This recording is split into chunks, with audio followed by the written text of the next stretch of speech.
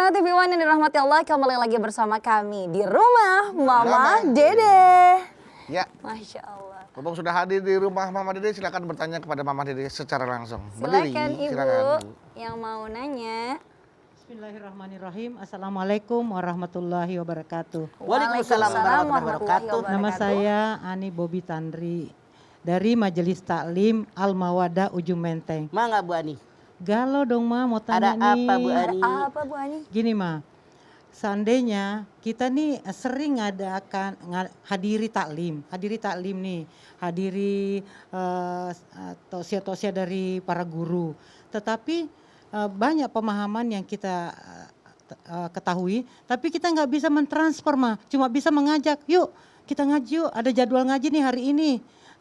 Di sini tempatnya, ayo kita ngaji, sering-sering mengajak seperti itu, tapi kita nggak bisa mentransfer ilmunya mah, nggak sepandai Mama dan yang guru lain gitu mah. Assalamualaikum warahmatullahi wabarakatuh. Waalaikumsalam warahmatullahi wabarakatuh. Apa yang Bu Ani tanyakan, saya yakin bukan hanya Bu Ani. Iya. Banyak teman-teman yang lain. Caranya bagaimana? Ku anfusakum wa ahlikum nar. Minimal anak kita.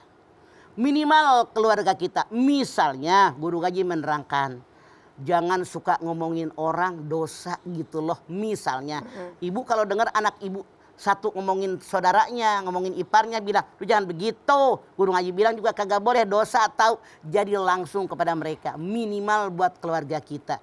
Itulah yang dimaksud untuk mendakwahkannya. Begitu Bu Ani. Ya. Jelaskan Bu? Jelas. Nah. Artinya apa yang sampai kepada telinga kita, yang kita pahami, paling tidak kembali disalurkan lagi gitu ya Ma. Itulah yang Mama bilang tadi, kita ini bertanggung jawab dengan ilmu yang kita miliki. Iya. Makanya Rasulullah mengatakan, baligu ani walau ayah. Sampaikan ilmu walaupun satu ayat. Sampaikan sama anak-anak kita sambil ngobrol. Ya tentu kalau sama anak-anak assalamualaikum, nggak begitu Bu Ani. Maksudnya menasihati mereka dengan kalimat-kalimat yang thayyibah, kalimat yang baik. Di mana kita tahu guru ngaji menyampaikan ini, dalilnya jelas. Begitulah Islam mengajarkan kepada kita. Begitu ini. Sesuai dengan pemahaman anak seusia itu ya Ma, dengan bahasa-bahasa. Sesuai kebutuhan. Sesuai kebutuhan.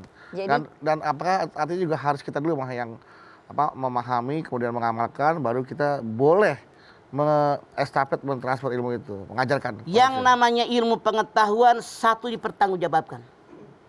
Yang kedua diamalkan. Amal yang kita lakukan, berdakwah dengan amal lebih mudah diikuti oleh orang, dicontoh oleh orang daripada kita ngomong. Contoh, misalnya, punten Bu Ani, kita sebagai emak pengen anak kita rajin sholat di awal waktu. Kita dulu dong. Ajan langsung wudhu, langsung sholat. iya. Misalnya kita kepengen anak-anak ini baca Quran. Habis maghrib jangan setel TV. Ini mah maghrib, mahnya ngejegrek depan TV. Sholat. Pasti dibalikin Bu Ani. Mamah aja nonton TV. Walaupun kita lagi menstruasi misalnya. Tetap aja matiin tuh TV. Ajarkan anak-anak sholat. Jadi mulai dengan dengan amal perbuatan, bukan dengan kata-kata. Misalnya kita pengen punya anak, tidak pelit. Misalnya anak SD nih. Atau anak SD lah kelas 1, kelas 2, kelas 3 misalnya. Pulang ke rumah. Sama temennya kamu, berapa orang? 3 orang, 4 orang. Waktunya makan, ajakin makan. Temennya pada masuk nih, ajakin makan. Itu bilhal dengan amalan. Jangan begini, kamu masuk dulu, makan dulu. Ya, jangan bilang sama teman-teman. Ya Allah. Mama gak punya lagi makanan. Itu mengajarkan koret. Jangan. Gitu Bu Ani ya. Iya. Jadi bilhal dengan perbuatan kita.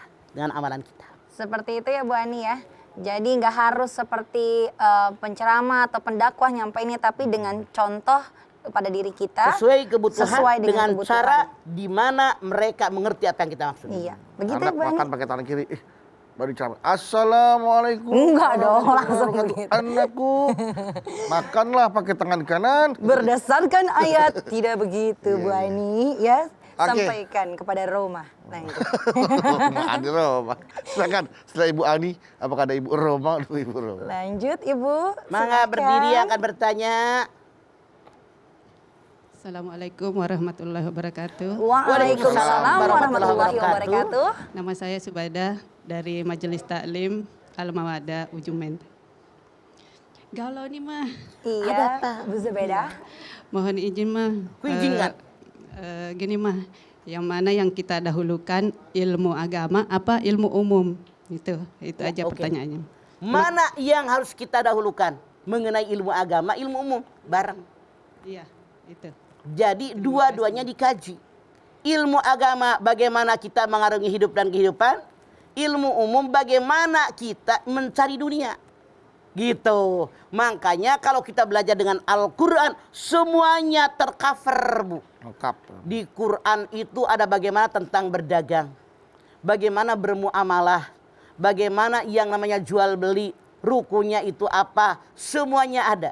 Bagaimana bergaul dengan orang. Bagaimana kalau kita membeli sama orang. Bagaimana kalau kita menjualnya. Bagaimana kalau kita curang. Itu diatur semuanya, Ibu, di dalam Al-Quran.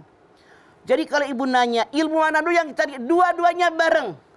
Tapi yang paling pokok adalah ilmu agama, itulah yang akan menyelamatkan kita. Kenapa? Dengan kita belajar agama dalam Al-Quran dan Sunnah Rasul, diajarkan tentang bagaimana mengarungi hidup dan kehidupan. Sudah lengkap semuanya. Tinggal melengkapi. Jadi berbarengan.